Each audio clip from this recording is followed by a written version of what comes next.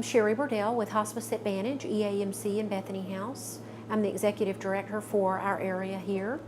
And we have a wonderful relationship with Oak Park Nursing Home, and this room is extremely special to us. We've had our own patients that we have partnered with Oak Park to assist with their care have been able to move into this room to have a more private environment, one that is more conducive to rest for the family, in which they desperately need at that time. And our staff can come in without moving them out of the room, being able to care for their loved one during such a tremendous time in their lives. And so we're very thankful to be a part of this, and it is very near and dear to our hearts.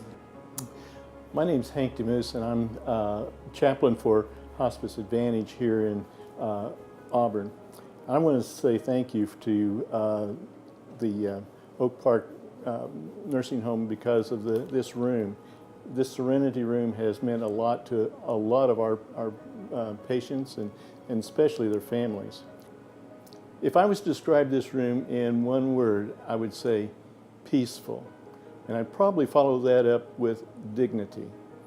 This room helps preserve the dignity of the family, and that's very, very important at this private time of life.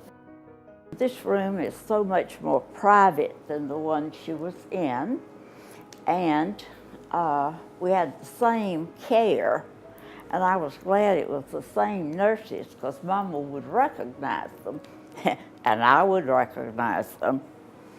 They had a tray of goodies, and a coffee pot, some water, fruit, some sweet things, plus potato chips, and I think we involved ourselves with all of them. They even had a book that I could read, and it was different hospice nurses' impressions of the last moments. And I just remember singing and praying with my mother, and it was just a peaceful, tranquil passing. 8 years ago, when I began working at Oak Park Nursing Home, I experienced the death of a resident who shared a semi-private room with another resident. This situation bothered me because the family had no privacy with their loved ones, and the other resident had no privacy due to the visitors of the dying resident.